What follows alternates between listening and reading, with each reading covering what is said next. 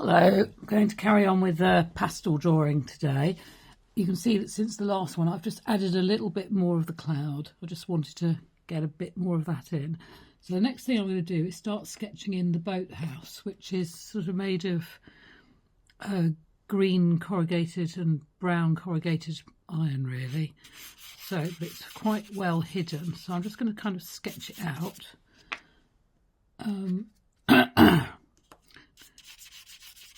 And we see that the colours are going really well on top of the underneath, because I have fixed the underneath. I haven't fixed the white cloud, but everything else has been fixed. So I should be able to draw quite easily on top, which is really good. So I'm just going to sketch it in. A lot of it is very hidden. So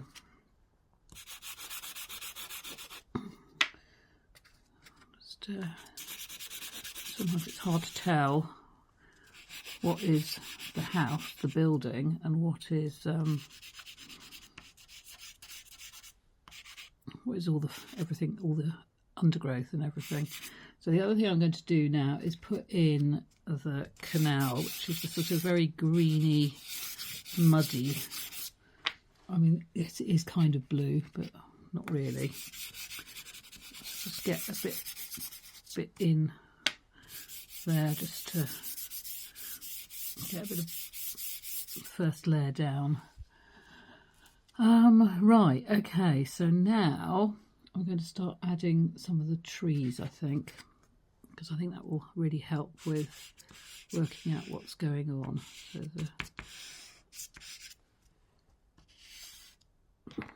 trying to work out the colours to use. There's quite a lot of darkness as well.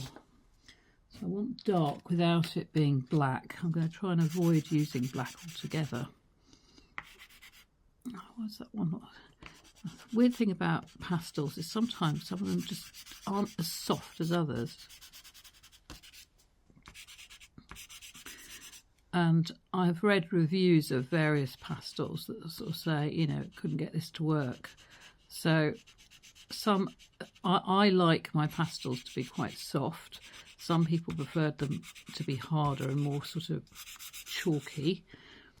I'm quite like these ones. They seem to be working quite well. So if you're looking for a recommendation, this might be quite a nice one to get hold of.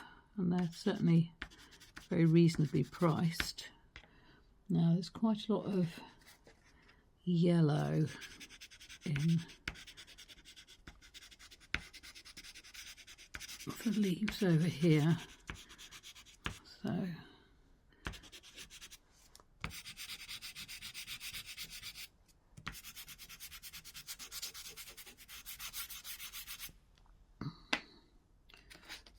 So basically I'm just kind of building up. Well, that's what I'm trying to do.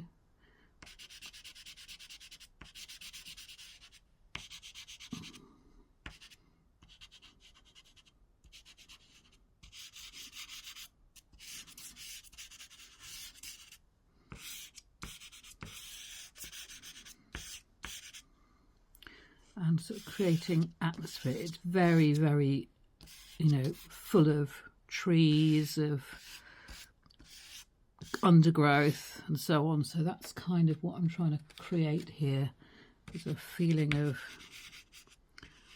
lots of growth, and this boathouse kind of being overtaken by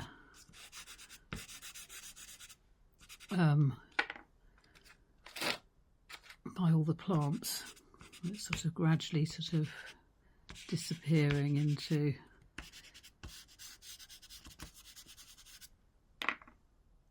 the landscape, which is rather nice. Well,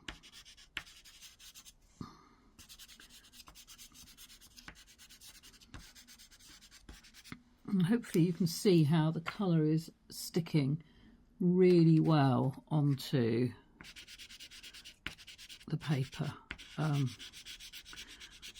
When I finish this lot of drawing, I will respray it. before I do the final layers. But I want to try and get as much colour on as I can today.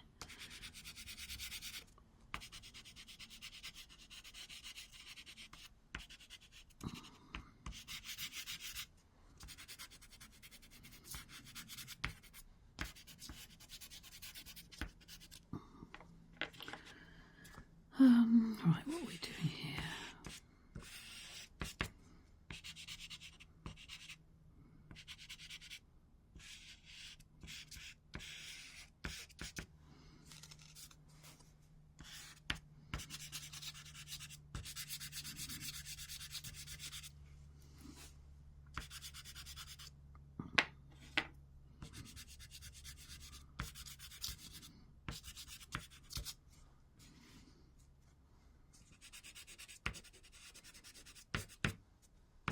So I'm sort of running out of things to say to you at the moment.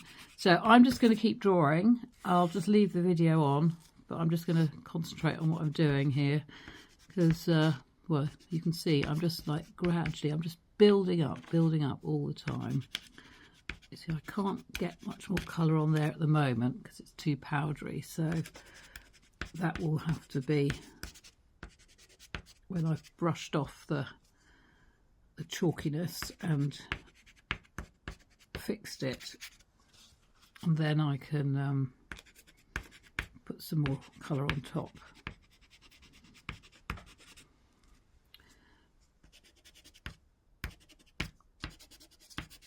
But definitely, if you can pick one thing from this session, is layer up, let the bits drop off. I'll just show you how much. Look how much is just already. Can you see that pile there?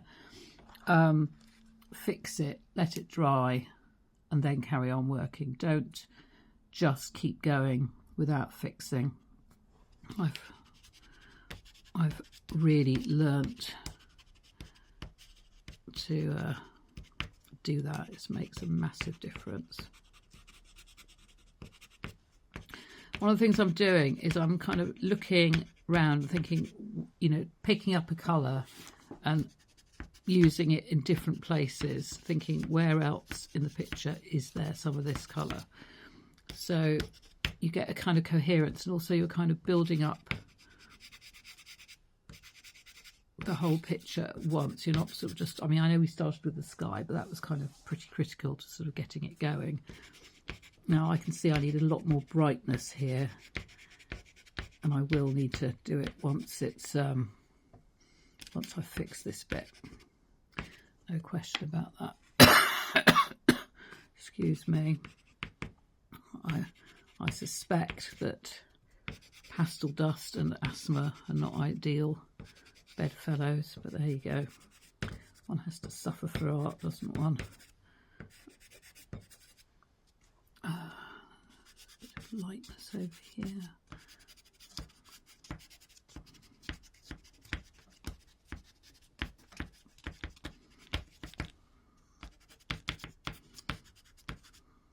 Just smear the bottom a bit.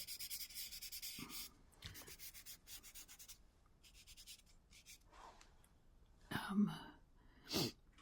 bit more darkness.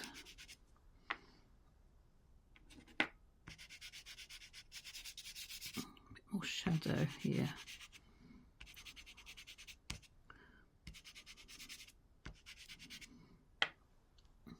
What's darkest? Maybe a very dark grey, perhaps. No, that's it. Sometimes one has to hit the dark grey.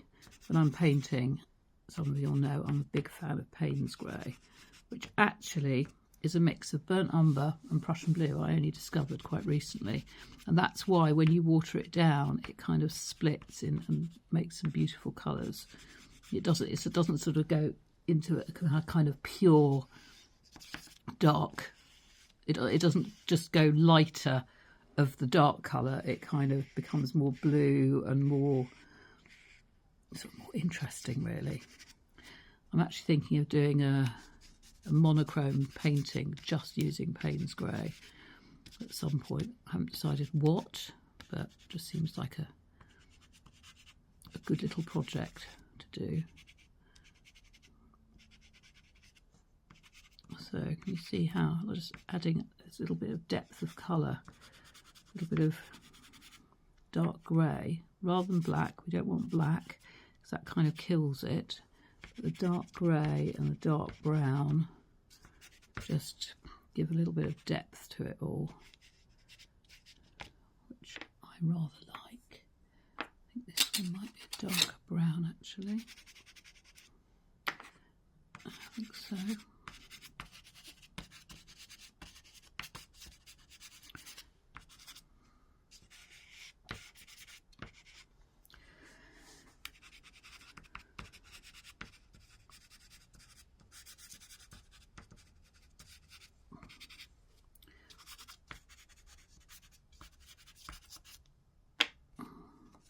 Thing is, I'm hopeless. I never put the colours back as I'm using them, and so I know at the end of this I'm going to have to try and put them back, and I'll want them to be in the right order, and I will fail dismally.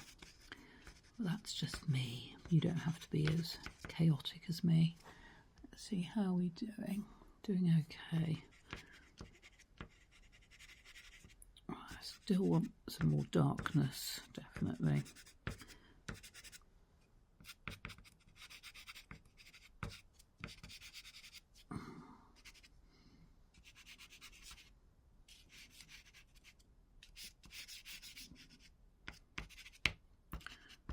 Some more darkness here.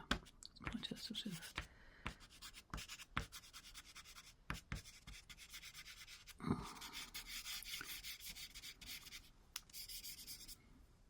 and there's a little bit of reflection in the water as well. So darkness and reflection at the same time.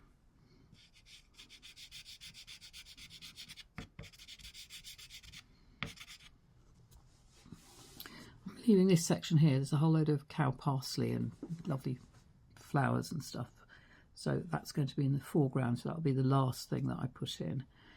Right, we definitely need more foliage.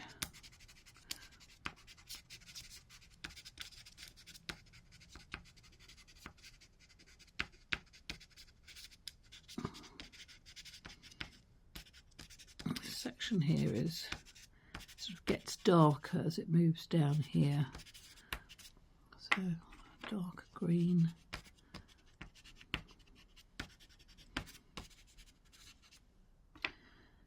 Do I have a dark? That's a sort of brownish green, that might work.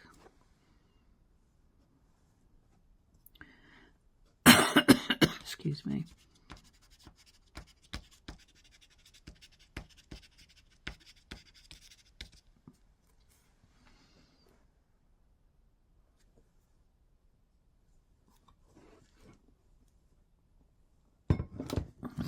To get my photo back, which is kind of inspiring me.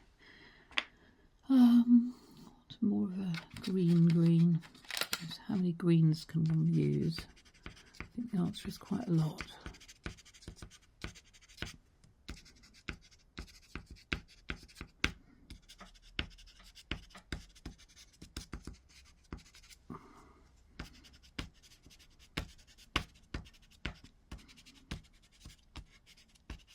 Sort of building up nicely. Right, I'm going to turn the video off now. I'll just carry on working. I'm just going to keep working on the trees for the now, and when that's done I'm going to let the dust come off and fix it, and then I'll be able to carry on adding more detail afterwards. So I'll show you how I get on a bit later.